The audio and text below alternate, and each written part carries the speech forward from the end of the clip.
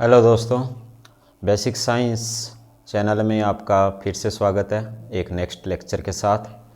तो हमने previous lecture के अंदर स्टडी किया था atomic number, atomic mass, electronic configuration और आइसोटोप, आइसोबार, आइसो इलेक्ट्रॉनिक्स और आइसोटोन्स के बारे में हम स्टडी कर चुके हैं। हमने ये पढ़ा था कि किस तरह हम किसी भी एलिमेंट्स का, किसी भी तत्व का जो एटॉमिक मास है वो किस तरह कैलकुलेट कर रहे हैं। तो ये बेसिक साइंस चैनल में आपको दोनों मीडियम इंग्लिश और हिंदी के अंदर लेक्चर मिल रहे हैं। ठीक है, तो जो हमने पीछे वाले लेक्चर में पढ़ा था हम उसी को आगे से स्टार्ट कर रहे हैं। तो आपने प्रीवियस लेक्चर में जो एलिमेंट्स के एटॉमिक नंबर के बारे में पढ़ा था तो वो 20 एलिमेंट्स मैं यहाँ पे आपको समझा रहा हूँ। ठीक है, तो ये 20 एलिमेंट्स दिए हैं अपने को। जो ये फर्स्ट एलिमेंट्स है हाइड्रोजन है, सेकंड जैसे हीलियम, लिथियम, इसी तरह beryllium, boron, carbon, nitrogen, oxygen, fluorine, neon, sodium, magnesium, aluminium, silicon, phosphorus, sulphur, chlorine, argon, ये पोटेशियम और ये कैल्शियम दिए हैं। ठीक है, तो हमने इनके ये एटॉमिक नंबर देखे, साथ ही क्या है इनके हमें एटॉमिक मास भी लर्न होने चाहिए 20 तक, क्योंकि जो केमिस्ट्री का बेसिक है उनमें जो क्वेश्चन पूछे जाते हैं वो ज़्यादातर 20 एलिमेंट्स के ही बारे में पूछा जाता है। जो इनके अलावा कुछ होंगे वो मैं आपको अलग से बताऊंगा। ठीक है, तो एटॉमिक मास ज़रूर याद होना चाहिए। एटॉमिक मास याद करना इजी है। जैसे फर्स्ट एलिमेंट है, जितना उसका एटॉमिक नंबर है उतना ही उसका एटॉमिक मास होता है।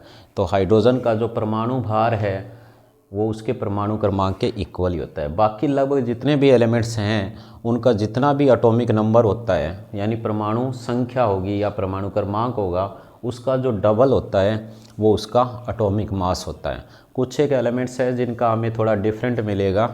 ठीक है, तो कुछ एक का आपको याद रखना पड़ेगा। लगभग क्या है सभी का हमें क्या मिलेगा, डबल मिलेगा।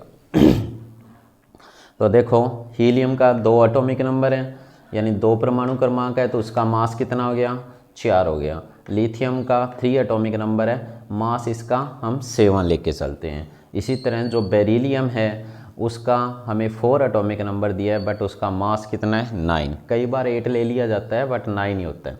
इसी तरह जो बोरोन है उसका जो एटॉमिक नंबर है 5, उसका मास कितना है, 11 हो गया। कार्बन का 12, नाइट्रोजन का 14, यानी 7 इसकी परमाणु संख्या है, तो इसके 14 यानी 14 क्या इसका एटॉमिक मास है। ऑक्सीजन का 8 एटॉमिक नंबर है, तो 16 इसका मास नंबर है। ठीक है, इसी तरह फ्लोरीन का यहाँ पे अपने को 19 इसका एटॉमिक मास दिया हुआ है और नियोन का 20 दिया हुआ है। ठीक है, फिर हम आते हैं सोडियम पे। सोडियम का अगर हम देखेंगे 11 एटॉमिक नंबर है, बट इसका एटॉमिक मास 23 होता है। मैग्नीशियम का 12 एटॉमिक नंबर है, बट इसका मास 24 यानी डबल। और एल्यूमिनियम का 27 एटॉमिक मास होता है। ठीक है, सिलिकॉन का 28 है, जबकि 14 एटॉमिक नंबर है, उसका सीधा डबल। फॉस्फोरस का 31 होता है, सल्फर का 32 होता है, क्लोरीन 17 है, इसका एटॉमिक मास 35.5 होता है। ठीक है, आर्गन का हम 40 लेके चलते हैं। ठीक है, कई बुक्स में 39 पॉइंट समथिंग दिए, यानी लगभग इसका हम 40 लेके चलते हैं। पोटेशियम का 39 और कैल्शियम का 40 लेके चलेंगे। ठीक है, इन्हीं के साथ ही मैंने इनका इलेक्ट्रॉनिक कॉन्फ़िगरेशन या इलेक्ट्रॉनिक विन्यास लिखा, जो आपको समझाया था कि जैसे जिसकी परमाणु संख्या 1 है यानी 1 दी हुई है, तो उसका जो इलेक्ट्रॉन है वो फर्स्ट सेल में आ जाएगा, यानी K सेल, L, Mn, ये 4 सेल दिए। इसी तरह हीलियम के अंदर 2 इलेक्ट्रॉन प्रेजेंट होंगे, क्योंकि उसका 2 एटॉमिक नंबर है, तो 2 इलेक्ट्रॉन फर्स्ट सेल के अंदर ही लिखे जाएंगे। जैसे ही हम लिथियम पे जाते हैं तो इसका 3 एटॉमिक नंबर हुआ, तो 3 परमाणु संख्या होगी, तो हमें पता है कि फर्स्ट रूम है उसमें ओनली 2 ही इलेक्ट्रॉन आ सकते हैं, तो फर्स्ट रूम में 2 आ गए। अब थर्ड जो इलेक्ट्रॉन है वो नेक्स्ट में चला गया, मतलब L सेल में चला गया, L कोष के अंदर वो आगे चला जाएगा। इसी तरह हम बेरिलियम को देखें तो जिसका 4 एटॉमिक नंबर है, तो फर्स्ट में 2 और नेक्स्ट में फिर 2 चले गए। इसी तरह आप इन सभी का इलेक्ट्रॉनिक कॉन्फ़िगरेशन ड्रॉ कर सकते हो। जैसे हम फ्लोरीन का देखें तो फ्लोरीन का 9 एटॉमिक नंबर है, तो फर्स्ट सेल के अंदर 2 इलेक्ट्रॉन्स आ गए और बाकी कितने बच गए 7। तो ये 7 इलेक्ट्रॉन क्या है, नेक्स्ट सेल में यानी नेक्स्ट रूम के अंदर ट्रांसफ़र कर दिए जाते हैं। ठीक है, इसी तरह हम आ जाते हैं सोडियम पे। सोडियम का 11 एटॉमिक नंबर है। हमें पता है कि 2 इलेक्ट्रॉन के सेल के अंदर आते हैं। ठीक है, उसके बाद कितने बच गए 9 में से 8 आ जाएंगे एल सेल में, और फिर एक और बच गया वो एम सेल के अंदर ट्रांसफ़र हो जाएगा। ठीक है, इसी तरह अपने को मान लो सिलिकॉन का दिया है। सिलिकॉन में फर्स्ट सेल में आपने 2 इलेक्ट्रॉन फिलअप करने हैं, उसके बाद कितने बच गए 12 बच गए। 12 में से जो 8 है वो नेक्स्ट सेल में चले गए, तो अब कितने बच गए 4 बच गए, तो 4 क्या है एम सेल में चले गए। तो इस तरह आपने इन सभी का क्या लिखना है, इलेक्ट्रॉनिक कॉन्फ़िगरेशन। ठीक है, इसी तरह आप पोटेशियम पे आते हो, तो पोटेशियम में देखते हो कि फर्स्ट सेल में 2 इलेक्ट्रॉन फिल करने के बाद आपके पास कितने इलेक्ट्रॉन बच जाते हैं 17। तो नेक्स्ट वाले में 8 डाल दोगे फिर भी 9 इलेक्ट्रॉन बच गए, तो इसका मतलब 8 से ज़्यादा हुए तो नेक्स्ट सेल में जाओगे, फिर उसमें भी 8 डालने के बाद 1 इलेक्ट्रॉन बच जाता है जो सबसे आउटर मोस्ट सेल में यानी जो एन सेल दिया है उसके अंदर ट्रांसफ़र हो जाएगा। तो इस तरह आपने ये सारा इलेक्ट्रॉनिक कॉन्फ़िगरेशन करना है। ठीक है, अब अगर आपके इलेक्ट्रॉनिक कॉन्फ़िगरेशन क्लियर हो चुका है तो आपको बाकी के कंसेप्ट ईजिली समझ में आ जाएंगे। अभी हम इन्हीं इलेक्ट्रॉनिक कॉन्फ़िगरेशन से बाकी के जो कंसेप्ट है उनको समझेंगे। तो इनमें देखो, जैसे हम किसी का एग्जाम्पल लेके चलते हैं।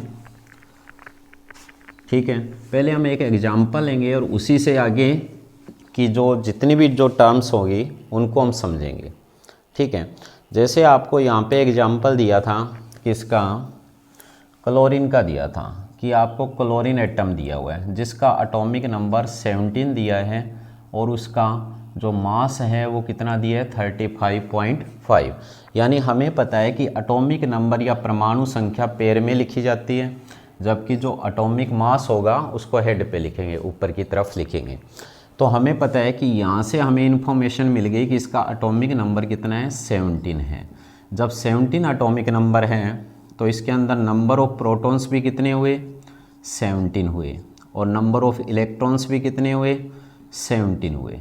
ठीक है, मास आपको दिए, आप उससे न्यूट्रॉन निकाल सकते हो, बट ये जो मास होता है ना क्लोरीन का ये एवरेज होता है, क्योंकि क्लोरीन के 2 डिफरेंट आइसोटोप मिलते हैं। ठीक है, जिसमें क्लोरीन का 33 और 35 एटॉमिक मास होता है, उनके एवरेज को निकाल के यहाँ पे लिखा गया है।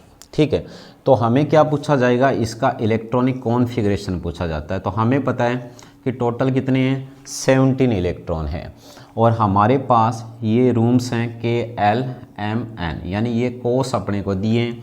तो 17 को इन्हीं कोस में हमें बांटना है, इन्हीं सेल्स के अंदर डिवाइड करना है इन 17 इलेक्ट्रॉन्स को। तो फर्स्ट में हमने 2 डाले, तो उसके बाद हमें बाकी को अरेंज करना है, तो बाकी कितने रह गए 15 रह गए। तो 15 में से 8 इसमें आ गए, तो यहाँ पे कितने हो गए टोटल 10 इलेक्ट्रॉन हो गए। अब 5 बच गए, तो 5 क्या है नेक्स्ट सेल में चले गए। तो इस तरह आपने सभी एलिमेंट्स के इलेक्ट्रॉनिक कॉन्फ़िगरेशन कंप्लीट करने हैं। ठीक है, जैसे ही ये हमारा टॉपिक कवर होता है उसके बाद एक नेक्स्ट टर्म आती है क्या, वैलेंस इलेक्ट्रॉन। ठीक है, तो अब हम जो नेक्स्ट टर्म है कौन सी, वैलेंस इलेक्ट्रॉन, या जिनको हम बोलते हैं संयोजकता इलेक्ट्रॉन। क्या दिए, वैलेंस इलेक्ट्रॉन। ठीक है, और इनको हिंदी में बोलते हैं क्या, संयोजकता इलेक्ट्रॉन। तो वैलेंस इलेक्ट्रॉन या संयोजकता इलेक्ट्रॉन्स क्या होते हैं, ठीक है, उसको हम देखेंगे।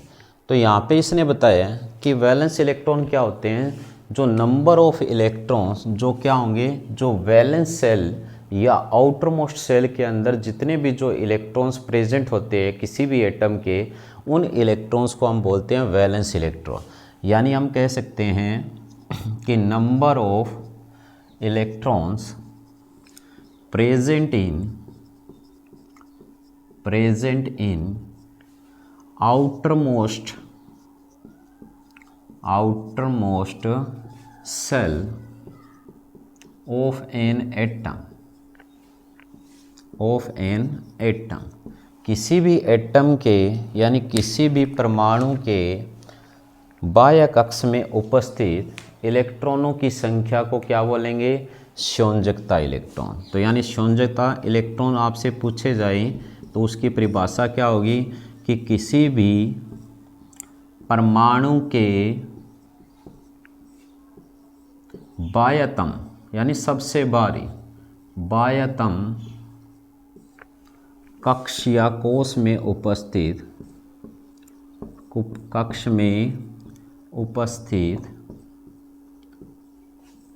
इलेक्ट्रॉनों की संख्या को क्या बोलेंगे, संयोजकता इलेक्ट्रॉन। इलेक्ट्रॉनों की संख्या संयोजकता इलेक्ट्रॉन कहलाती है। क्या कहलाती है, उसको क्या बोलेंगे, संयोजकता इलेक्ट्रॉन्स। ठीक है, तो इसके एग्जाम्पल हम देख सकते हैं, हमारे पास सभी इलेक्ट्रॉनिक कॉन्फ़िगरेशन लिखे हुए हैं। ठीक है, अगर आपसे पूछा जाए कि हाइड्रोजन के संयोजकता इलेक्ट्रॉन या वैलेंस इलेक्ट्रॉन कितने होते हैं, तो हमें पता है कि हाइड्रोजन में एक इलेक्ट्रॉन है और वो ही क्या है, के सेल में उपस्थित है, यानी के कक्ष में पाया जाता है। तो हमें पता है इसका चाहे ये पहला है चाहे बाहरी है, यही है, आउटर है चाहे फर्स्ट है। तो फर्स्ट सेल इसका कौन सा है, के सेल है, और आउटर सेल भी हाइड्रोजन का कौन सा है, के सेल है। तो इस सेल के अंदर जो इलेक्ट्रॉन होंगे वो क्या होंगे, संयोजकता इलेक्ट्रॉन। तो हाइड्रोजन में संयोजकता इलेक्ट्रॉन की संख्या अगर आपसे पूछे तो हाइड्रोजन में संयोजकता इलेक्ट्रॉन कितने होते हैं, 1 होते हैं। अगर आपसे पूछे हीलियम के अंदर, तो हीलियम के अंदर अगर हम संयोजकता इलेक्ट्रॉन देखेंगे तो कितने मिलेंगे, 2, क्योंकि इसका आउटर सेल कौन सा है, के सेल, और के सेल में 2 ही इलेक्ट्रॉन प्रेजेंट है। ठीक है, इसी तरह आपसे लिथियम का पूछे तो लिथियम का 3 एटॉमिक नंबर है और हमें पता है फर्स्ट में 2 और नेक्स्ट में 1 इलेक्ट्रॉन आ गया। ठीक है, तो हमें पता है कि इसका जो वैलेंस सेल है या बाह्य कक्ष है वो कौन सा है, एल वाला कक्ष है, यानी सेकंड कक्ष है। तो इसके अंदर इलेक्ट्रॉन कितने उपस्थित है, एक सिंगल इलेक्ट्रॉन उपस्थित है। ठीक है, एक सिंगल इलेक्ट्रॉन यहाँ प्रेजेंट है। तो ये सिंगल इलेक्ट्रॉन प्रेजेंट होने के कारण अगर आपसे पूछे कि लिथियम की संयोजकता इलेक्ट्रॉन या वैलेंस इलेक्ट्रॉन की संख्या कितनी होगी, तो 1 होगी। इसी तरह आपसे बेरिलियम की पूछे तो हमें पता है इसमें 4 इलेक्ट्रॉन होते हैं, फर्स्ट में 2 और नेक्स्ट में भी 2, तो इसके वैलेंस इलेक्ट्रॉन कितने होंगे, 2 होंगे। इसी तरह बोरॉन के वैलेंस इलेक्ट्रॉन 3 होंगे, क्योंकि जो बाह्य सेल दी है, जो वैलेंस सेल है, उसके अंदर जितने भी नंबर ऑफ इलेक्ट्रॉन्स प्रेजेंट होते हैं वो उसकी क्या होती है, संयोजकता इलेक्ट्रॉन्स होते हैं या वैलेंस इलेक्ट्रॉन होते हैं, जैसे आपने यहाँ पे एग्जाम्पल देखे हैं। ठीक है, जैसे आपसे फ्लोरीन का पूछ ले कि फ्लोरीन जो होता है उसके अंदर वैलेंस इलेक्ट्रॉन कितने होते हैं, तो आप फ्लोरीन का इलेक्ट्रॉनिक कॉन्फ़िगरेशन लिखो। हमें पता है के सेल में 2, एल में 7 इलेक्ट्रॉन, तो 7 जो ये इलेक्ट्रॉन है ये क्या है, वैलेंस सेल में प्रेजेंट है। तो ये बाहर वाले कक्ष में जो इलेक्ट्रॉन उपस्थित है तो इनको हम क्या बोलेंगे, संयोजकता इलेक्ट्रॉन। किसके संयोजकता इलेक्ट्रॉन है ये है फ्लोरीन के संयोजकता इलेक्ट्रॉन। ठीक है, इसी तरह आपसे ऑक्सीजन का पूछा जा सकता है। तो ऑक्सीजन में हमें पता है 8 एटॉमिक नंबर है, तो 8 इलेक्ट्रॉन हैं, पहले में 2 और दूसरे में 6 इलेक्ट्रॉन आ गए।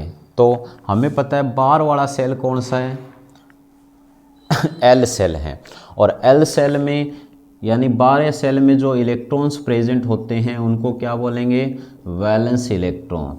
तो वैलेंस इलेक्ट्रॉन कितने हैं ऑक्सीजन के अंदर, 6 होते हैं। तो इस तरह आपको वैलेंस इलेक्ट्रॉन की इन्फॉर्मेशन होनी चाहिए। ठीक है, तो जब आपने इलेक्ट्रॉनिक कॉन्फ़िगरेशन सीख लिया तो उसके बाद हम वैलेंस इलेक्ट्रॉन के बारे में पढ़ते हैं। और अब हम वैलेंस इलेक्ट्रॉन पढ़ने के बाद जो नेक्स्ट टॉपिक हम पढ़ेंगे, ठीक है, यहाँ पे हायर एलिमेंट्स के भी देख सकते हो। जैसे आपसे क्लोरीन का पूछा जा सकता है कि 17 एटॉमिक नंबर हैं और क्लोरीन के अंदर वैलेंस इलेक्ट्रॉन कितने होते हैं। ठीक है, तो हमें पता है कि इसमें 17 इलेक्ट्रॉन हैं, तो फर्स्ट में 2, सेकंड में 8 और थर्ड सेल में 7। तो आउटर मोस्ट सेल कौन सा है? ये जो थर्ड सेल है, इसमें जो इलेक्ट्रॉन्स प्रेजेंट हैं उनको हम क्या बोलेंगे? वैलेंस इलेक्ट्रॉन्स, या उनको बोलेंगे संयोजकता इलेक्ट्रॉन। तो इसके वैलेंस इलेक्ट्रॉन की संख्या कितनी होगी? 7 होगी। ठीक है, तो यहाँ से हमें वैलेंस इलेक्ट्रॉन की कंप्लीट इन्फॉर्मेशन मिलती है। उसके बाद जो नेक्स्ट अपने को दी है टर्म, वो दी है वैलेंसी, क्योंकि हम क्या है पूरा का पूरा जो केमिस्ट्री का बेसिक पढ़ रहे हैं उनमें हमें इनकी इन्फॉर्मेशन होनी चाहिए कि वैलेंस इलेक्ट्रॉन क्या होती है, वैलेंसी क्या होती है, तभी आप जाके कोई केमिकल फार्मूले उनको बना पाओगे। ठीक है, उनके नेमिंग वगैरह सारी कुछ उनसे ही सीखोगे। ठीक है, तो जो नेक्स्ट टर्म अपने को दी हुई है वो दी है वैलेंसी। क्या दी है? वैलेंसी, जिसको हिंदी में क्या बोलते हैं? हिंदी में इसको बोलते हैं क्या? संयोजकता।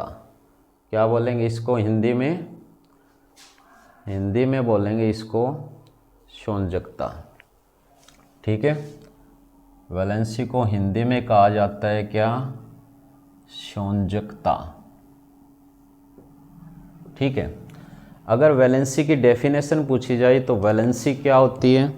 इंग्लिश में अगर आपसे पूछा जाए तो हम इसको बोलते हैं it is the combining capacity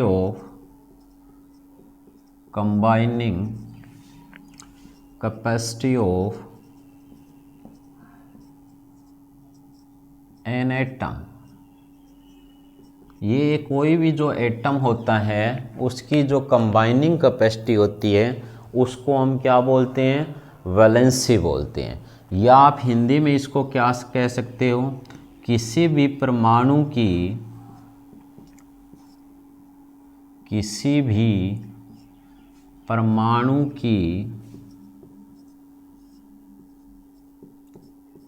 संयोजन क्षमता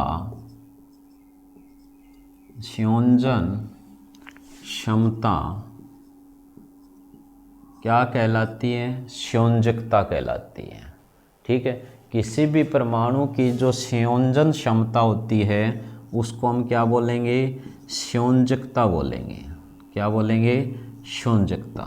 ठीक है, अब बात ये आती है कि हमें क्या पता चलेगा कि किसी भी परमाणु की वैलेंसी कितनी है या उसकी संयोजकता कितनी है, या हम उसकी कंबाइनिंग कैपेसिटी को किस तरह उसका पता लगा सकेंगे। ठीक है, तो यहाँ पे इसने बताया कि किसी भी परमाणु की अगर आप क्या निकालना चाहते हो? वैलेंसी या संयोजकता निकालना चाहते हो। ठीक है, तो आपको पता होना चाहिए क्या? उस परमाणु के वैलेंस इलेक्ट्रॉन का, यानी उस परमाणु के संयोजकता इलेक्ट्रॉनों की संख्या का पता होना चाहिए। ठीक है, अगर किसी परमाणु, ठीक है, इसमें हम दो मेथड देखेंगे। एन एटम हैविंग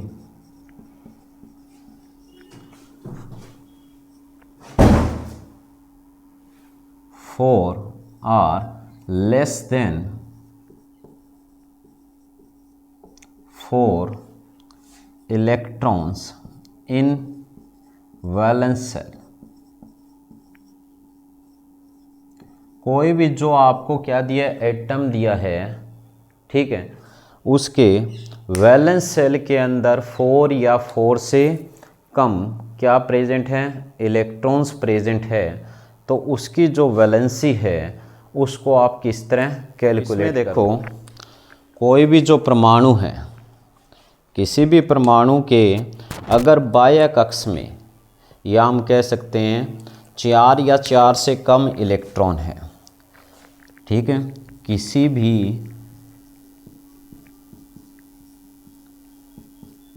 परमाणु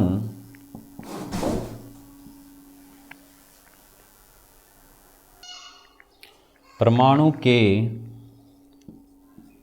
बाह्यतम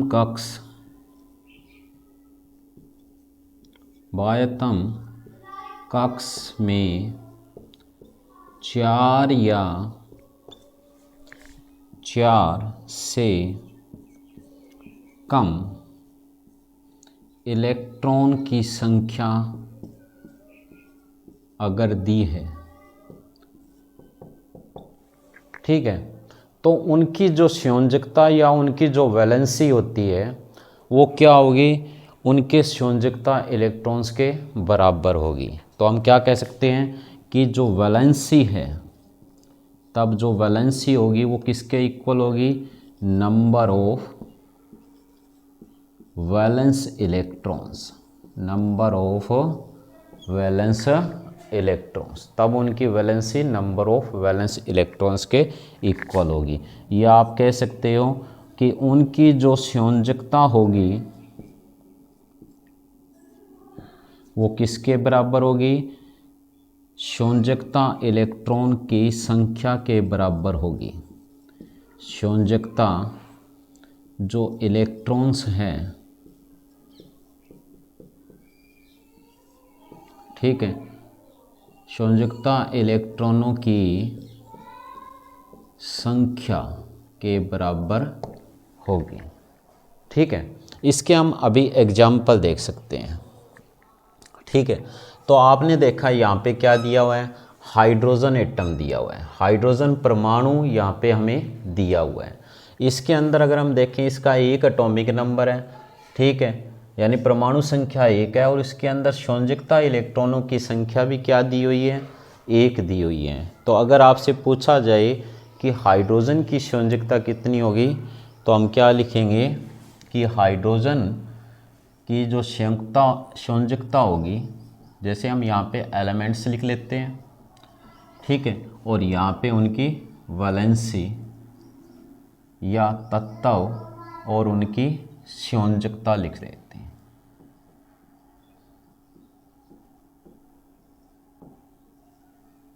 ठीक है, जैसे आपने हाइड्रोजन को देखा, तो हाइड्रोजन के बाह्य कक्ष में एक ही इलेक्ट्रॉन प्रेजेंट है, यानी उसके संयोजकता इलेक्ट्रॉन की संख्या क्या दी हुई है, 1 दी हुई है। तो उसकी जो संयोजकता होगी या उनकी वैलेंसी होगी वो भी क्या होगी, 1 होगी।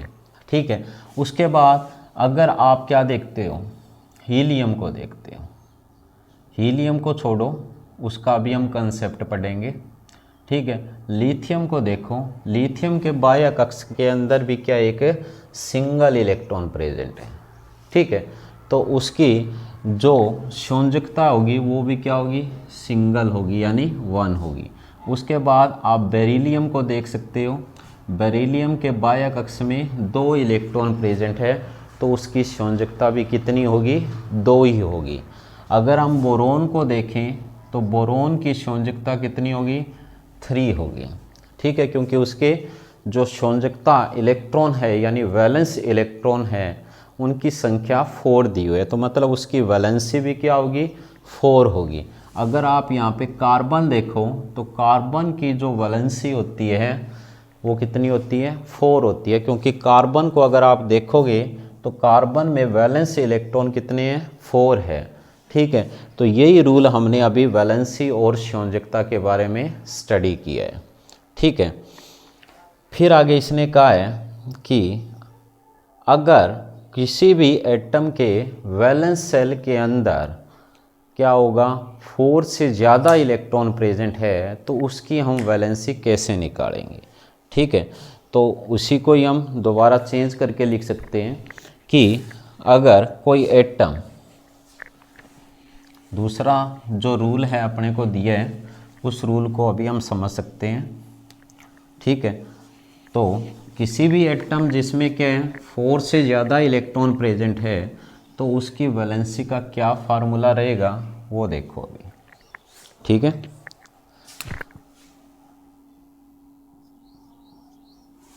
An atom having more than 4 electrons in its valence shell, चाहे वहाँ वैलेंस लिखो या आउटर सेल लिखो, ठीक है, देन तब उसकी जो वैलेंसी होगी वो किसके इक्वल होगी, तो वो होगी 8 minus number of valence electron, number of valence electrons. ठीक है, यानी किसी परमाणु, अगर क्या हो, किसी परमाणु के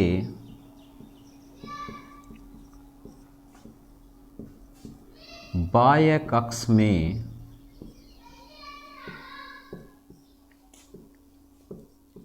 चार से ज़्यादा, या चार से ज़्यादा दोनों ही चल जाएगा, इलेक्ट्रॉन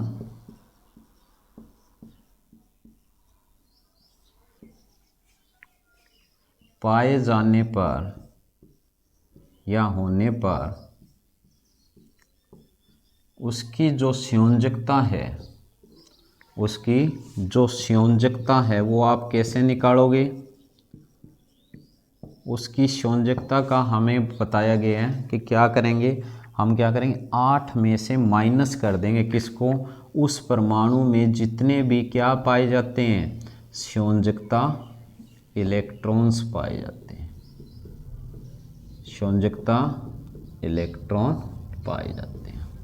ठीक है, जैसे आप किसी का भी एग्जाम्पल ले सकते हो, यहाँ पे आप यहाँ पे नाइट्रोजन का एग्जाम्पल ले सकते हो।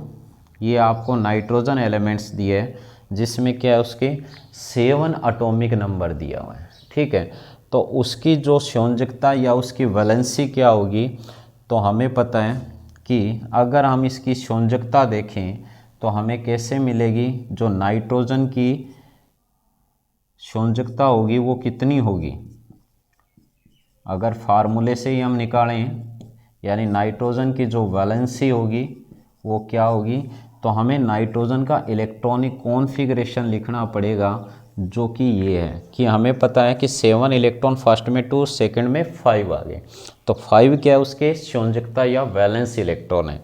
तो आप क्या करोगे, इसको 8 में से माइनस कर दोगे, तो संयोजकता इलेक्ट्रॉन कितने हैं इसमें, हमें पता है 5 हैं, तो हम 5 को इसमें से माइनस कर देंगे तो संयोजकता कितनी आ गई, 3 आ गई। ठीक है, इसी तरह आप ऑक्सीजन को देख सकते हो, तो ऑक्सीजन में क्या है, 4 से ज़्यादा वैलेंस इलेक्ट्रॉन है। ठीक है, तो हमें अगर ऑक्सीजन की वैलेंसी निकालनी है तो हम कैसे निकालेंगे, 8 माइनस जो संयोजकता इलेक्ट्रॉन है। ठीक है, तो हमें पता है इसकी जो वैलेंसी है वो कितनी आ जाएगी, 2 आ जाएगी। ठीक है, तो इस तरह आपने जो वैलेंसी है उसको कैलकुलेट करना है। ठीक है, तो यहाँ पे आप देख सकते हो नाइट्रोजन की कितनी मिलेगी, 3 मिलेगी, ऑक्सीजन की कितनी मिलेगी, 2 मिलेगी, फ्लोरीन की अगर आप देखोगे तो उसमें 7 इलेक्ट्रॉन है, तो उसकी कितनी मिलेगी, 1 मिलेगी, अगर नियोन की देखोगे तो 0 मिलेगी। ठीक है, तो अभी आपके डाउट रहा होगा कि हीलियम, ठीक है, या आप नियोन को देख सकते हो, इसकी 0 आ रही है, तो helium, neon, argon, krypton, xenon और रेडॉन और ऑर्गेन्सन, ये क्या है, नोबल गैसेज है, ये किसी से रिएक्शन नहीं करती। तो इन सभी की जो वैलेंसी है वो हम कितनी लेके चलते हैं, हमेशा 0 लेके चलेंगे, क्योंकि ये क्या है, नोबल गैसेज है, या आप इनको इनर्ट गैसेज भी बोल सकते हो। हिंदी में इनको बोलते हैं उदासीन गैसें, जो किसी से अभिक्रिया नहीं करती। ठीक है, तो इनकी संयोजकता हम कितनी लेके चलेंगे, हमेशा 0 लेके चलेंगे। ठीक है, तो इस तरह क्या है, हम वैलेंसी का कैलकुलेशन करेंगे।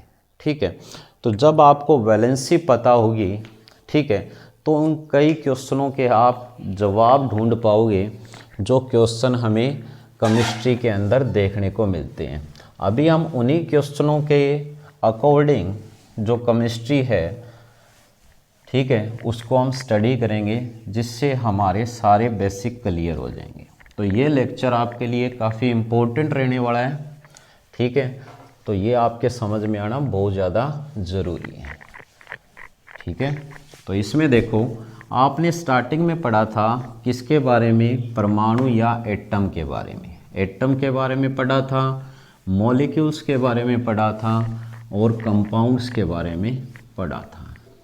ठीक है, पहले अभी हमने वैलेंसी सीखी है, तो सबसे पहले हम फार्मूला राइटिंग सीखेंगे, फिर उन क्वेश्चनों के जवाब से बाकी के कॉन्सेप्ट पढ़ेंगे।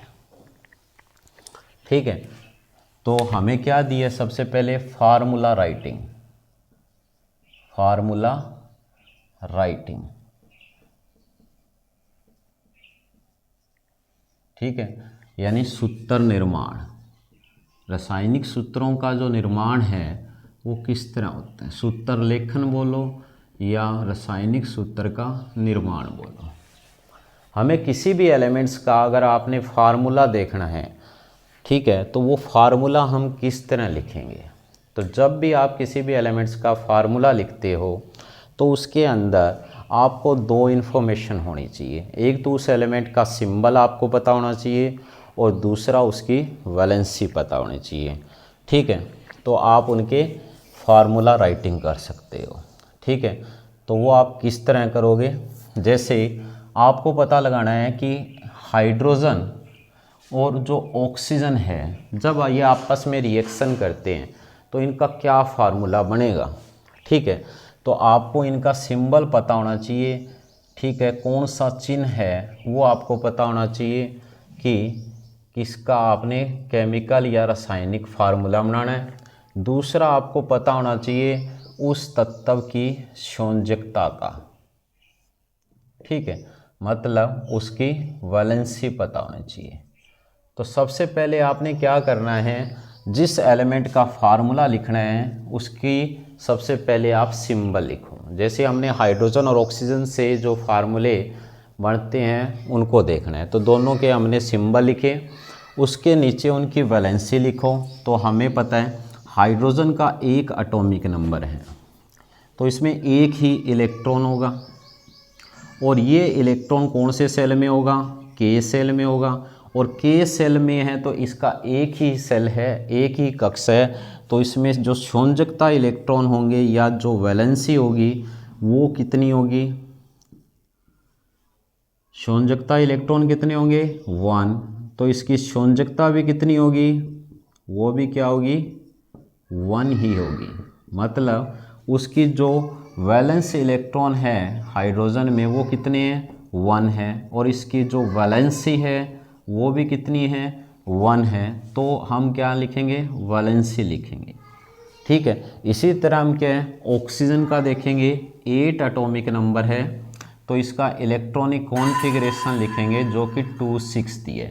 ये जो 6 अपने को दिया है ये क्या है, इसके वैलेंस इलेक्ट्रॉन्स हैं, मतलब इसके क्या दिए हैं, ये अपने को संयोजकता इलेक्ट्रॉन दिए। क्या दिए, संयोजकता इलेक्ट्रॉन। ठीक है, अब इन संयोजकता इलेक्ट्रॉन से आप क्या निकाल सकते हो, इसकी वैलेंसी निकाल सकते हो। हमें पता है वैलेंसी या संयोजकता हम कैसे निकालेंगे, अभी हमने स्टडी किया है कि कोई भी जो एलिमेंट्स जिसके वैलेंस सेल में 4 से ज़्यादा इलेक्ट्रॉन प्रेजेंट होंगे उसको हम 8 से माइनस कर देंगे। तो हमें पता है इसमें संयोजकता इलेक्ट्रॉन 6 है, तो वैलेंसी हमें निकालनी है, तो हम क्या करेंगे 8 माइनस 6, तो इसकी वैलेंसी कितनी आ गई 2 आ गई। तो इस वैलेंसी को इसके नीचे राइट करो।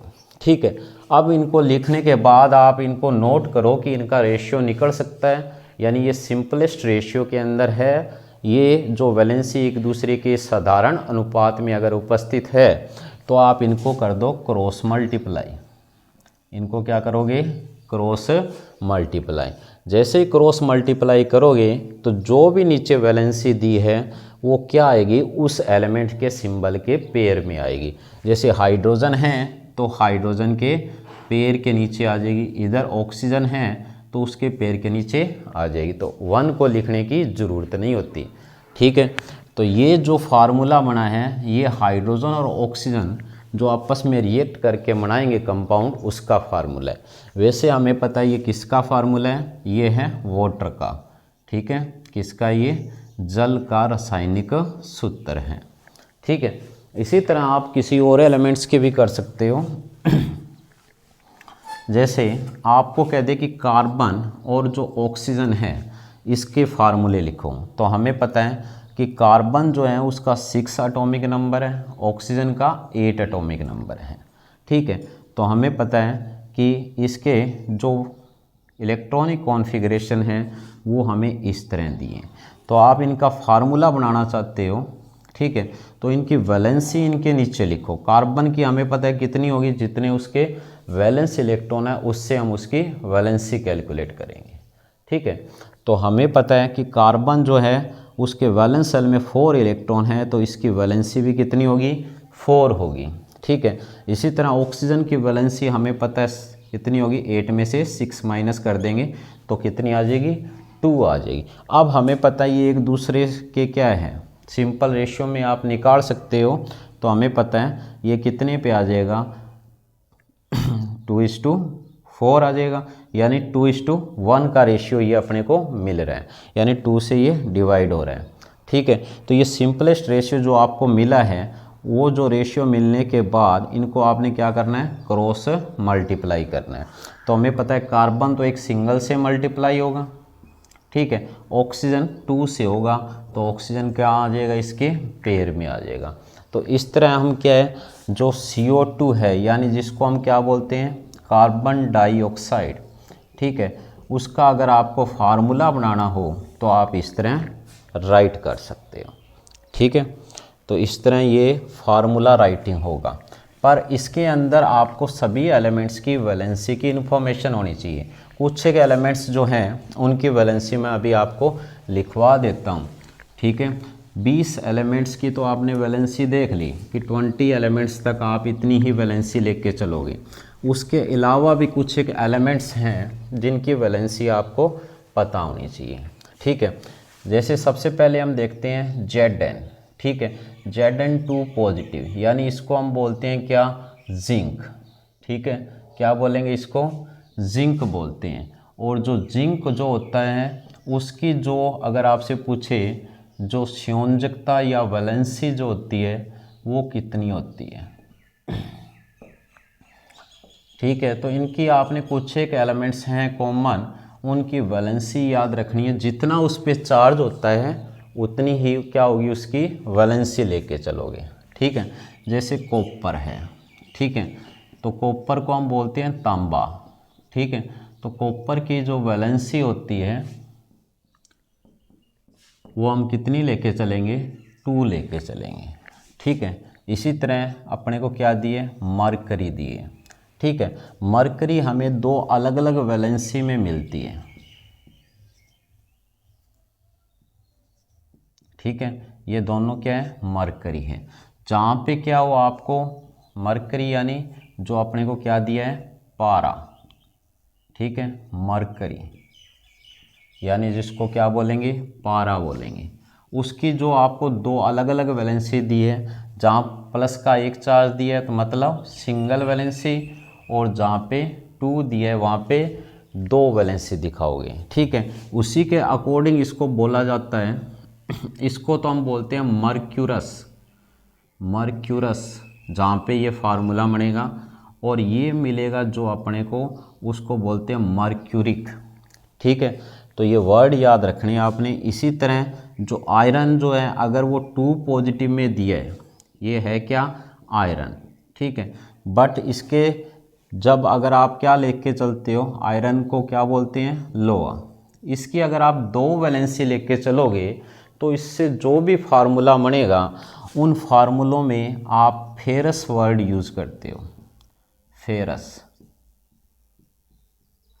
ठीक है, और अगर आप आयरन की 3 वैलेंसी का यूज़ करते हो, है तो ये आयरन ही, बट इसकी जो वैलेंसी अगर कहीं पे 3 बन रही है कोई फार्मूले में, तो आप उसको बोलोगे फेरिक।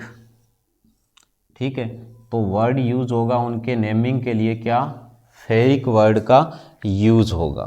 ठीक है, इसी तरह जो अपने को सिल्वर दिया है, चांदी जिसको हम बोलते हैं, Ag से शो करेंगे। ठीक है, तो उसकी जो वैलेंसी हम लेके चलेंगे वो हम सिंगल लेके चलते हैं। ठीक है, इसको हम क्या बोलते हैं, सिल्वर। ठीक है। इसी तरह आपको क्या दिए, AU जिसको हम क्या बोलते हैं, गोल्ड बोलेंगे यानी सोना। ठीक है। इसके जितने भी फार्मूले होंगे उनके अंदर आपको क्या मिलेगा, ये जो सोना है या गोल्ड है इसकी क्या है, 3 वैलेंसी हमें देखने को मिलेगी। ठीक है।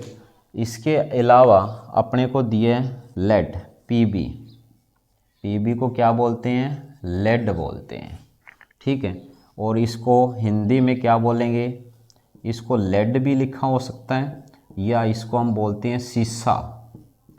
ठीक है। इसकी जो कॉमनली जो हमें वैलेंसी मिलेगी वो क्या मिलेगी, 2 मिलेगी। ठीक है। जो आपके जितने भी जो लगभग क्वेश्चन आते हैं उनके अंदर ये वैलेंसीज आपको देखने के लिए मिल सकती है। इसके अलावा और कई भी कंपाउंड दिए उनकी भी हम वैलेंसी देखेंगे। ठीक है। इसके अलावा देखो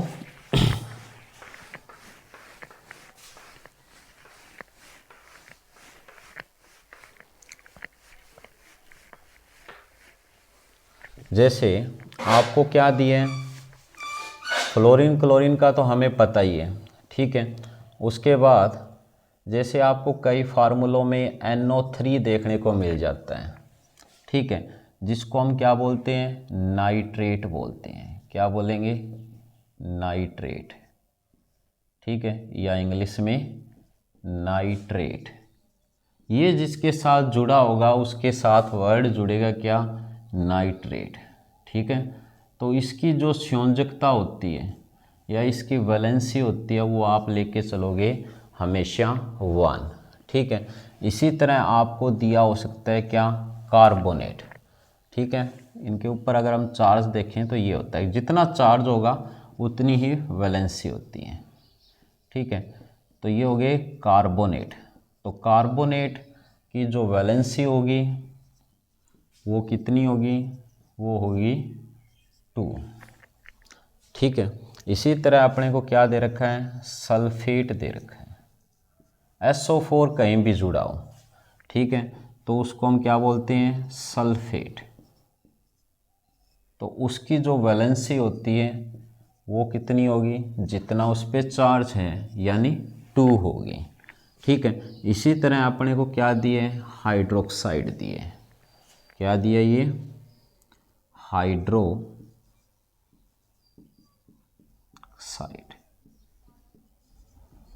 तो हाइड्रोक्साइड की वैलेंसी, यानी हिंदी में हाइड्रोक्साइड, इंग्लिश में भी हाइड्रोक्साइड, उसकी वैलेंसी कितनी होगी, 1 होगी। ठीक है। इसी तरह अपने को क्या दे रखा है, हाइड्रोजन कार्बोनेट दिए। ठीक है। क्या दिए, हाइड्रोजन कार्बोनेट। ठीक है। क्या बोलेंगे इसको, हाइड्रोजन कार्बोनेट। तो उसकी वैलेंसी भी कितनी होती है, 1 होती है। ठीक है। इसी तरह अपने को दिए क्या, फॉस्फेट, PO4 किसी के साथ जुड़ा हो, क्या बोलेंगे उसको, फॉस्फेट। ठीक है। तो उसकी जो वैलेंसी होती है, फॉस्फेट, ठीक है, उसकी वैलेंसी होती है 3। ठीक है। इसी तरह हम बोलेंगे क्या, सल्फाइड। क्या बोलेंगे, सल्फाइड। ठीक है। तो सल्फाइड की जो अपने को क्या दे रखी है, वैलेंसी दे रखी है, वो कितनी दे रखी है, 2 दे रखी है। ठीक है। तो ये कुछ एक कॉमन एलिमेंट्स दिए हुए हैं। ठीक है। या आपको पता होना चाहिए, जैसे मैग्नीज, क्या दिए, मैग्नीज 25 एटॉमिक नंबर के साथ है। ठीक है। मैंगनीज, तो इसकी वैलेंसी कितनी लेके चलते हैं हम, 2 लेके चलेंगे। अगर ये सारी वैलेंसी आपको आती है तो लगभग आपके लेवल के जितने भी जो क्वेश्चन होते हैं, यानी कंपटीशन साइंस के, या 9th से 10th तक की जो साइंस है, उनमें आप लगभग सभी फार्मूले राइटिंग आसानी से कर लोगे। ठीक है। तो ये हो गई कुछ एक वैलेंसीज। अब इन वैलेंसीज के बेस पे हम क्या है फार्मूला राइटिंग के कुछ एग्जाम्पल देखेंगे। ठीक है, तो इसमें देखो आपको क्या दिए, जैसे आपको कह दे कि सोडियम कार्बोनेट का फार्मूला लिखना है, आपने किसका लिखना है, सोडियम कार्बोनेट। ठीक है, यानी क्या दिए, सोडियम कार्बोनेट, उसका फार्मूला राइट करो। ठीक है, या कहीं फार्मूला लिखा है तो आप उसका नेमिंग करना चाहते हो तो किस तरह करोगे। आपको पता है कि ये सोडियम दिया है और सोडियम हमें पता है 11th एलिमेंट्स हैं, 11 एटॉमिक नंबर वाला है। ठीक है, और कार्बोनेट अभी हमने देखा था कि जहाँ क्या होगा, CO3 होगा। तो हमें पता है जो सोडियम का 11 एटॉमिक नंबर है तो इलेक्ट्रॉनिक कॉन्फ़िगरेशन ये बनेगा। ठीक है, तो हमें पता है इसके वैलेंस इलेक्ट्रॉन कितने दिए हैं, ओनली 1 दिए। ठीक है, तो इसकी जो वैलेंसी होगी वो कितनी आ जाएगी, हमें पता है कि सोडियम की जो वैलेंसी होगी फिर वो कितनी होगी, 1 ही होगी, क्योंकि 4 से कम इलेक्ट्रॉन वैलेंस सेल में प्रेजेंट है। और कार्बोनेट की हमने देखा था कि वैलेंसी कितनी होती है, 2 होती है। तो हमने क्या है कार्बोनेट लिखा और उसकी वैलेंसी को उसके नीचे राइट कर दिया। फिर हमें पता है इनमें कोई भी आप इसका सिंप्लीफिकेशन नहीं कर सकते। ठीक है, इनको तोड़ नहीं सकते और सिंपल, तो आप इनको क्या कर दो, क्रॉस मल्टीप्लाई कर दो। तो इससे क्या मिलेगा, हमें इसका फार्मूला बन जाएगा। सोडियम के नीचे पेयर में क्या आ जाएगा, 2 और कार्बोनेट सिंगल रहेगा। तो ये जो फार्मूला है ये किसका है, सोडियम कार्बोनेट का। ठीक है, इसी तरह कई क्वेश्चनों में आता है, जैसे फेरिक क्लोराइड, फेरिक जो अपने को क्या दिए, क्लोराइड का फार्मूला कौन सा है। तो हमें पता है कि फेरिक कौन सा होता है, आयरन के लिए यूज करते हैं। क्लोराइड का मतलब यहाँ है क्लोरीन से। ठीक है, तो हमें पता है कि क्लोरीन जो होती है उसका 17 एटॉमिक नंबर है, तो उसका इलेक्ट्रॉनिक कॉन्फ़िगरेशन क्या होगा, ये होगा। तो 7 जो उसके वैलेंस सेल में इलेक्ट्रॉन है तो उसकी जो वैलेंसी होगी वो हमें पता है कितनी मिलेगी, संयोजकता कितनी मिलेगी, 1, क्योंकि 8 में से 7 को माइनस कर देंगे। ठीक है, तो फेरिक के लिए हमने वैलेंसी लिखी थी 3 और क्लोरीन की कितनी होती है, 1 होती है। तो दोनों को क्रॉस मल्टीप्लाई करो तो आपके पास इसका फार्मूला आ जाएगा कि ये आ गया Fe और क्लोरीन के नीचे क्या आ जाएगा, 3, तो ये हो गया फेरिक क्लोराइड। ठीक है, इसी तरह आपसे कह दें कि ये फार्मूला किसका है। ठीक है, तो आप इन फार्मूलों में देखो कि क्या दिया है। ये Ca हमें पता है क्या होता है, कैल्शियम होता है। क्या होता है, कैल्शियम। और OH वर्ड हम किसके लिए यूज़ करते हैं, हाइड्रोक्साइड के लिए। तो ये हमारे पास किसका फार्मूला हो गया, कैल्शियम हाइड्रोक्साइड का। ठीक है, तो अगर फार्मूला दिया है तो उसकी नेमिंग कर सकते हो। अब देखो इससे अगर आपको फार्मूला बनाना होता तो कैल्शियम का हमें पता है सिंबल Ca है और हाइड्रोक्साइड का OH होता है। ठीक है, तो इसके अंदर अगर हम देखेंगे तो हाइड्रोक्साइड की हमने वैलेंसी लिखी थी 1 और कैल्शियम जो होता है उसका 20 एटॉमिक नंबर है और हमें पता है कि इसका इलेक्ट्रॉनिक कॉन्फ़िगरेशन ये होता है। तो इसके वैलेंस सेल में कितने इलेक्ट्रॉन प्रेजेंट हैं, हमें पता है 2 इलेक्ट्रॉन प्रेजेंट हैं। तो इसकी वैलेंसी कितनी हो जाएगी, इसकी वैलेंसी हो जाएगी 2। ठीक है, तो उस वैलेंसी को आप उसके नीचे राइट करो, तो फिर आप इनका क्रॉस मल्टीप्लाई करो। तो आपको क्रॉस मल्टीप्लाई करने पे क्या मिलेगा, हमें पता है कैल्शियम तो सिंगल रहेगा, जबकि जो OH ग्रुप है ये क्या है, 2 से मल्टीप्लाई हो रहा है। तो हम इंडिविजुअली इनके नीचे 2 नहीं लिखेंगे, ये पूरा 2 से मल्टीप्लाई हो रहा है तो इसको ब्रैकेट में लिखेंगे और इसके नीचे क्या लगा देंगे, 2 लगा देंगे। तो ये क्या हो जाएगा, कैल्शियम हाइड्रोक्साइड का फार्मूला हो जाएगा। ठीक है, इसी तरह जो हमें दूसरे एग्जाम्पल दिए हैं, ठीक है, दूसरे एग्जाम्पल में आप देखोगे कि आपको एक फार्मूला दिया है किसका हमें दे रखा है सोडियम हाइड्रोजन फॉस्फेट। ये किसका फार्मूला है? ठीक है, तो आप इसका फार्मूला जो आपको दे रखा है इसकी नेमिंग कर सकते हो। किस तरह? हमें पता है ये क्या है, सोडियम। इसको हम क्या लिखेंगे, सोडियम। जहाँ Na देखा वो हो गया सोडियम, H देखा तो वहाँ हो गया क्या, हाइड्रोजन। ठीक है, और PO4 हमने देखा तो क्या बन गया, फॉस्फेट। तो मतलब ये फार्मूला किसका है, सोडियम हाइड्रोजन फॉस्फेट का। अगर आप यहाँ पे क्या करते, इसका फार्मूला राइट करते तो आप किस तरह करते? हमें पता है कि सोडियम का सिंबल 1 है और सोडियम की वैलेंसी कितनी है, 1। अब 2 से ज़्यादा हो गए तो आप उसके अकॉर्डिंग देखो। ठीक है, हाइड्रोजन के लिए H हो गया और फॉस्फेट के लिए हम लेके चलते हैं क्या, PO4। ठीक है, तो हमें पता है कि फॉस्फेट की वैलेंसी होती है 3, हाइड्रोजन हमें कितने दिए हैं, 2। तो हाइड्रोजन एक अकेले की वैलेंसी होती है 1, बट इससे क्या हो रहे हैं, 2 हाइड्रोजन हमें दिए हैं, तो इसके टोटल संयोजकता कितनी हो गई, 2 हो गई। ठीक है, तो मतलब ये 3 है, 2 और 1 ये क्या है, 3 है। तो इनके नीचे जितनी वैलेंसी है, ठीक है, ये कुछ हट के है, या आप इसको इकट्ठा लेके चलते हो।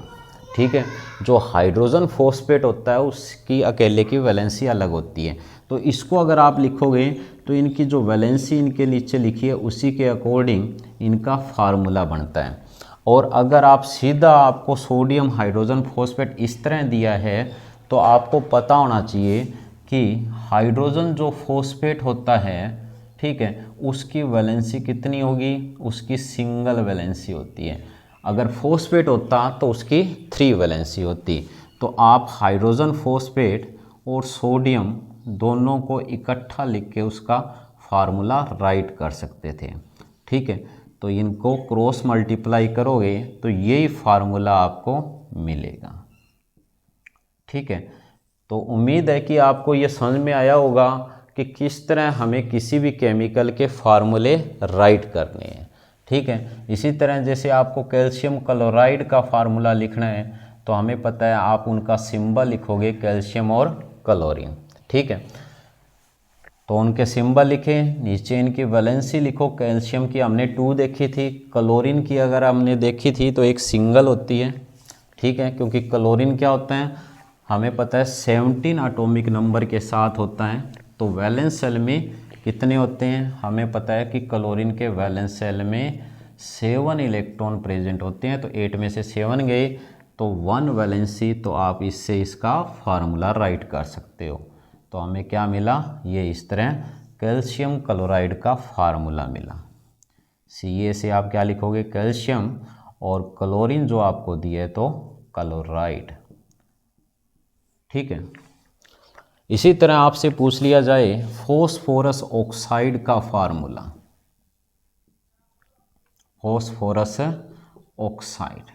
ठीक है, तो हमें पता है फॉस्फोरस P से लिखते हैं, ऑक्साइड मतलब ऑक्सीजन है, यहाँ पे क्या है, ऑक्सीजन। तो हमें पता है फॉस्फोरस का एटॉमिक नंबर 15 है। तो पहले में 2, दूसरे में 8 और तीसरे में 5 इलेक्ट्रॉन। तो 5 है मतलब 4 से ज़्यादा है, तो 8 में से माइनस करोगे तो इसकी वैलेंसी कितनी आ जाएगी, हमें पता है 8 - 5 कितनी आ गई, 3। तो ये इसकी 3 वैलेंसी होगी। इसी तरह आप ऑक्सीजन की देखोगे तो 8 एटॉमिक नंबर है, तो हमें पता है कि इसकी वैलेंसी कितनी आ जाएगी, इसकी वैलेंसी आ जाएगी कितनी, 2। तो बस इन वैलेंसीज को लिख के आपने करना है क्रॉस। ठीक है, तो उससे आपको क्या मिलेंगे, उनके फार्मूले। तो ये मिल गया फॉस्फोरस ऑक्साइड। ठीक है, या इसको डाईफॉस्फोरस ट्राईऑक्साइड बोलेंगे क्योंकि 3 ऑक्सीजन है और 2 फॉस्फोरस हैं। ठीक है, तो उम्मीद है कि आपके ये सारे फार्मूले राइटिंग क्लियर हुए होंगे। ठीक है, इसके अलावा आप कई और प्रैक्टिस कर सकते हो। बस आपको एलिमेंट्स 20 तक उनके एटॉमिक नंबर और उनकी वैलेंसी यानी संयोजकता और 20 तक जो परमाणु संख्या है वो आपके लर्न होनी चाहिए। अगर वो आपके लर्न हैं तो आप इजीली सारे फार्मूला राइटिंग कर सकते हो। ठीक है, इसके अलावा कई क्वेश्चन और आते हैं। ठीक है, कई बार ये पूछ लिया जाता है कि कोई फार्मूला दिया है, उस फार्मूले के अंदर नंबर ऑफ एटम्स कितने हैं, परमाणुओं की संख्या पूछ ली जाती है।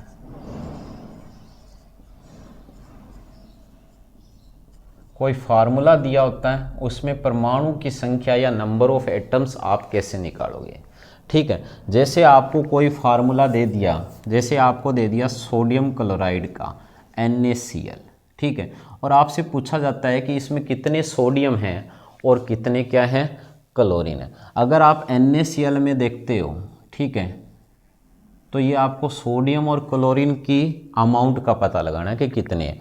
तो इनमें आपको एक ही सोडियम दिख रहा है और एक ही क्लोरीन है, तो आप इसको 1 ही बोलोगे। ठीक है, दोनों आपको 1 1 दिए। फिर ये कह रहा है कि मान लो मैंने NaCl जो है इसके आगे 2 लगा दिया, तो इसका मतलब ये 2 क्या है, पूरे फार्मूले के साथ मल्टीप्लिकेशन में है, इसके साथ गुणा में है। तो इसका मतलब 2 ही इसमें क्या होंगे, सोडियम होंगे और 2 ही क्या होंगे, क्लोरीन होंगे। अगर यहाँ पे आगे 5 लिख दिया और सोडियम क्लोराइड, ये एक एग्जाम्पल के लिए, ठीक है, तो इसका मतलब 5 ही सोडियम है और 5 ही क्या दिए हैं, क्लोरीन दिए हैं। ठीक है, मान लो सोडियम क्लोराइड के बजाय यहाँ पे दे दे कैल्शियम क्लोराइड। ठीक है, तो कैल्शियम क्लोराइड में हमसे पूछे कि कैल्शियम कितने हैं, अगर आपसे पूछे तो इसमें सिंगल क्या है, कैल्शियम है, और क्लोरीन कितने हैं, तो 2 क्लोरीन के एटम है, क्योंकि क्लोरीन के पेयर में क्या लगाए हुए हैं, 2 लगा हुआ है। ठीक है, इसी तरह अगर ये आपको दिया होता 2CaCl2, ठीक है, तो अगर आपसे अब पूछा जाए कि इसमें कैल्शियम कितने हैं, नंबर ऑफ कैल्शियम, तो हमें पता है कैल्शियम के पेयर में ओनली 1 है, तो जो पेयर में है उसको आगे वाले से मल्टीप्लाई करो तो टोटल उसका हमें मिल जाएगा। तो कैल्शियम टोटल कितने हो जाएंगे, यहाँ पे 2 कैल्शियम हो जाएंगे। जबकि क्लोरीन को अगर आप देखो तो क्लोरीन के पेयर में 2 लगे हैं और आगे भी 2 है, तो दोनों को क्रॉस मल्टीप्लाई करो तो जो टोटल आएगा वो नंबर ऑफ एटम्स बताएगा कि कितने परमाणु हैं। तो 2 और 2 कितने हो गए, यानी 2 को 2 से मल्टीप्लाई किया, कितने आ गए, 4। तो इस फार्मूले में 4 क्लोरीन है। ठीक है, मान लो यहाँ पे क्या होता, 5 कैल्शियम क्लोराइड होता।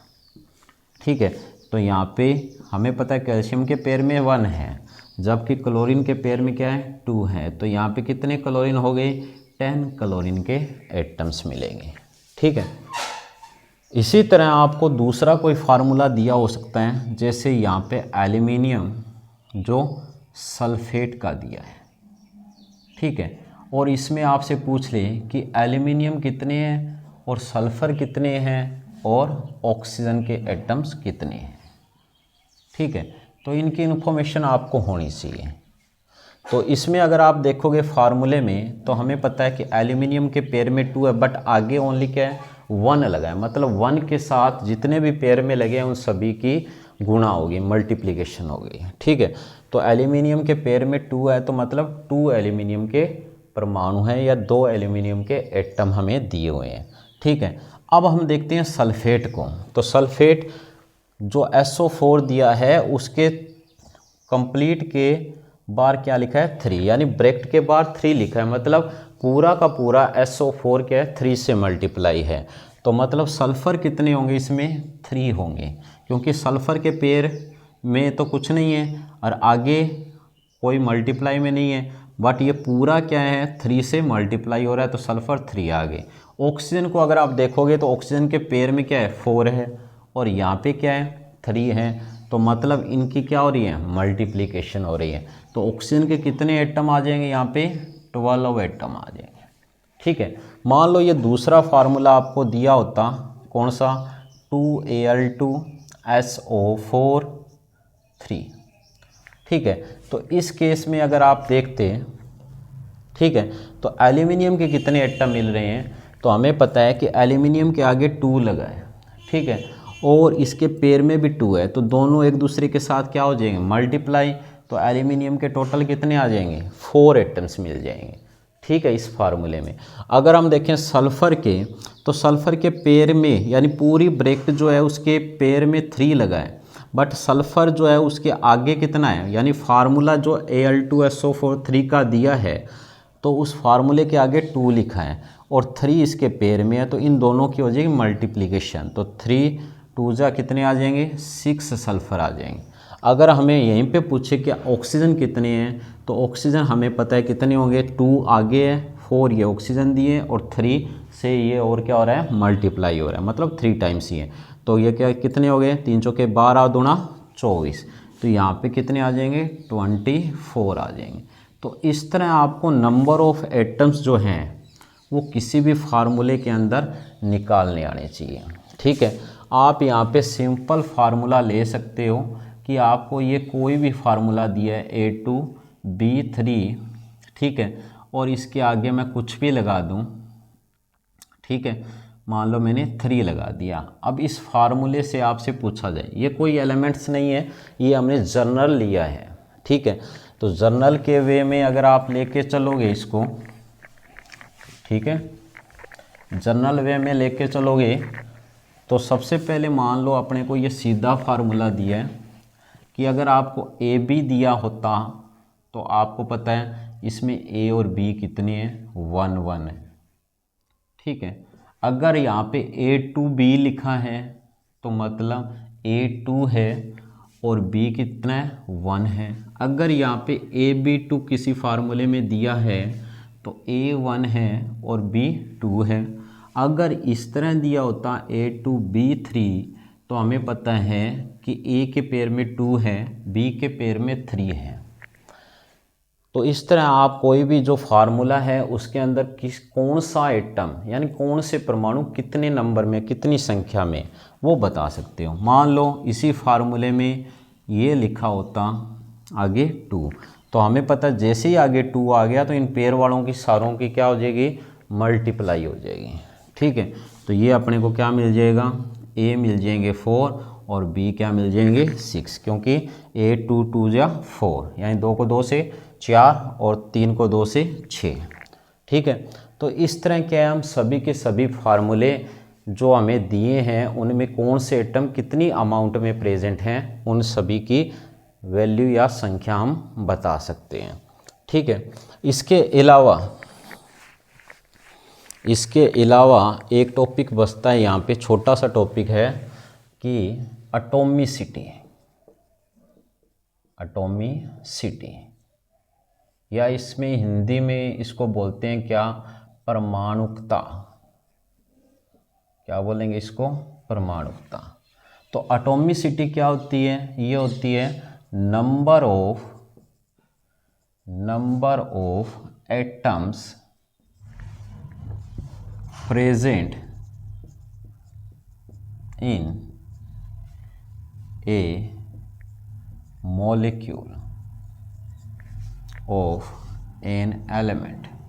कोई भी जो एलिमेंट्स का कोई मॉलिक्यूल जो होगा उसके अंदर जितने नंबर ऑफ एटम्स प्रेजेंट होते हैं वो उसकी होती है एटॉमिसिटी। या आप कह सकते हो परमाणुकता क्या होती है, किसी भी तत्व के अणु में उपस्थित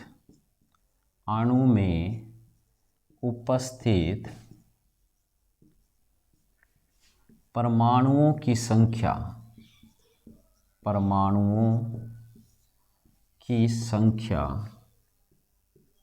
क्या कहलाती है, परमाणुकता कहलाती है। ठीक है, जैसे एग्जाम्पल में आप देख सकते हो, अगर आपको ऑक्सीजन दिया है तो हमें पता है ये ऑक्सीजन जो है इसकी एटॉमिसिटी क्या है, इसकी जो एटॉमिसिटी है या जो परमाणुकता है वो कितनी होगी, कितनी होनी चाहिए। यहाँ पे हम क्या लिख सकते हैं, कोई भी एलिमेंट्स या तत्व या एलिमेंट्स या मॉलिक्यूल्स लिख सकते हैं, मतलब जो कोई भी आपको फार्मूला दिया होगा। ठीक है, या हम लिखेंगे उसकी परमाणुकता। ठीक है, जैसे आपको O2 दिया है ऑक्सीजन, तो उसकी परमाणुकता कितनी है 2, क्योंकि इसमें ऑक्सीजन के 2 एटम प्रेजेंट हैं। ठीक है, इसी तरह आपको सल्फर दिए, ठीक है, इसकी कितनी है 8 है। इसी तरह जो फॉस्फोरस होता है उसकी कितनी होती है 4 होती है। इसी तरह ओजोन जो होती है उसकी कितनी होती है 3 होती है। ठीक है, यानी हम कह सकते हैं कि ऑक्सीजन क्या होता है डाई एटॉमिक होता है। ठीक है, या द्विपरमाणु होता है, द्विपरमाणुकता। ठीक है, ये क्या होता है पॉली एटॉमिक होता है। इसको क्या बोलेंगे पॉली एटॉमिक, यानी ये क्या होता है बहुपरमाणुकता होती है या बहुपरमाणुक है, क्योंकि इसमें 2 3 4 नहीं है 8 है। ठीक है, इसी तरह फॉस्फोरस है, ये क्या होता है टेट्रा एटॉमिक। क्या होता है टेट्रा एटॉमिक या चतुर परमाणुक। ठीक है, और इसी तरह जो ओजोन आपने को दी है वो दी है ट्राई एटॉमिक या त्रिपरमाणुक। ठीक है, तो ये जो परमाणुकता है ये आपके क्लियर होनी चाहिए। आपसे पूछ ले कि which one of the following is poly atomic molecule, यानी इनमें से निम्न में से कौन सा बहुपरमाणुक है, तो इन एग्जाम्पल में हमें कौन सा मिल रहा है सल्फर मिल रहा है। ठीक है, तो ये था आज का सेशन जो आपने पढ़ा, जिसमें आज आपने कुछ बेसिक पढ़े कि किस तरह जो कोई भी जो एलिमेंट्स है उसकी हम वैलेंसी या वैलेंस इलेक्ट्रॉन या फार्मूला राइटिंग में किस तरह वैलेंसी या वैलेंस इलेक्ट्रॉन का यूज़ करके हम फार्मूला राइटिंग कर सकते हैं। उसके अलावा जो एटॉमिसिटी या परमाणुकता के बारे में आज हमने स्टडी की। अब जो हम कल पढ़ेंगे वो हम पढ़ेंगे कि वाई डू एटम कंबाइन या Y atom can not exist freely. ठीक है, और हाउ डू एटम्स कंबाइन, यानी परमाणु स्वतंत्र अवस्था में क्यों नहीं रह सकते और परमाणु क्यों जुड़ते हैं आपस में। ठीक है, और परमाणु किस प्रकार जुड़ते हैं। इन कई प्रश्नों के उत्तर हम कल यहाँ से निकाल के देखेंगे कि जो भी आपके डाउट होंगे वो किस तरह क्लियर होंगे। ठीक है, तो आज के लिए इतना ही। आपको ये सेशन कैसा लगा, ठीक है, कमेंट में ज़रूर बताएं। और इनसे रिलेटेड कोई भी जो प्रॉब्लम्स हैं या केमिस्ट्री से रिलेटेड जो प्रेजेंट में हमारी चल रही है, कोई भी बेसिक से रिलेटेड कोई भी प्रॉब्लम है तो आप कमेंट में लिख सकते हो। थैंक यू, आज के लिए इतना ही।